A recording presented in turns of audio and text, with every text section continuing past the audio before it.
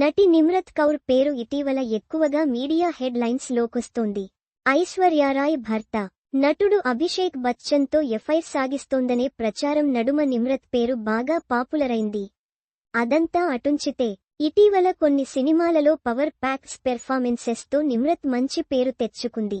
The lunch box, Airlift, Dasvi చిత్రాలలో తన పాత్రలలో అద్భుత నటనతో ప్రశంసలు పొందింది. అయితే నిమ్రత్ జీవితంలో ఒక మర్చిపోలేని విషాదం ఉంది. 1994లో కాశ్మీర్లో జరిగిన అపహరణ, హత్యతో ప్రాణాలు కోల్పోయిన ధైర్యవంతుడైన సైనిక అధికారి దివంగత మేజర్ భూపేంద్ర సింగ్ తన తండ్రి. ఆపరేషన్ సింధూర్ నేపథ్యంలో ఇటీవల జాతీయ భద్రత, ఉగ్రవాదం గురించి చర్చ జరుగుతుండగా నిమ్రత్ కౌర్ నాటి బాధాకరమైన జ్ఞాపకాలను గుర్తుచేసుకుంది.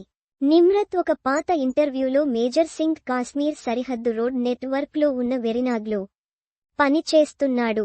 ఆ సమయంలో కాశ్మీర్ను ఫ్యామిలీ స్టేషన్గా అతడికి విధులు కేటాయించగా జనవరి 1994లో నిమ్రత్ కౌర్ తన కుటుంబం శీతాకాల సెలవుల్లో మేజర్ సింగ్ వద్దకు వెళ్లారు. అయితే హిజ్బుల్ ముజాహిదీన్ ఉగ్రవాదులు విధుల్లో ఉన్న అతడిని అపహరించారు. 7 రోజుల వేధింపులకు గురి చేసిన తర్వాత అతడు హత్యకు గురయ్యారు. ఇది కౌర్ జీవిత గమనాన్ని శాశ్వతంగా మార్చేసింది. ఉగ్రవాదులు అసమంజసమైన డిమాండ్లతో మేజర్ని వేధించారు.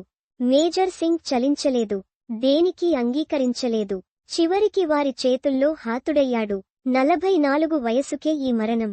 అతడి మరణం అనంతరం పాటియాలాలో నివసిస్తున్న కుటుంబం ఆయన మృతదేహంతో ఢిల్లీకి తిరిగి వెళ్ళింది. ఆ తర్వాత ఇక కశ్మీర్ లోయకు తిరిగి రాకూడదని నిర్ణయం తీసుకుంది. అయితే ది లంచ్ బాక్స్ సినిమా విడుదలైన అనంతరం నిమ్రత్ తన తండ్రిని అపహరించిన వెరినాగ్ ప్రదేశానికి వెళ్ళింది. చివరిసారిగా తన తండ్రిని సజీవంగా చూసిన ప్రదేశంలో ఏదో ఒక రకమైన భావోద్వేగాన్ని కనుక్కునే ప్రయత్నం చేసింది. మేజర్ భూపేందర్ సింగ్కు మరణానంతరం భారతదేశపు అత్యున్నత సైనిక, పౌర పురస్కారాలలో ఒకటైన శౌర్య చక్రను ప్రదానం చేశారు.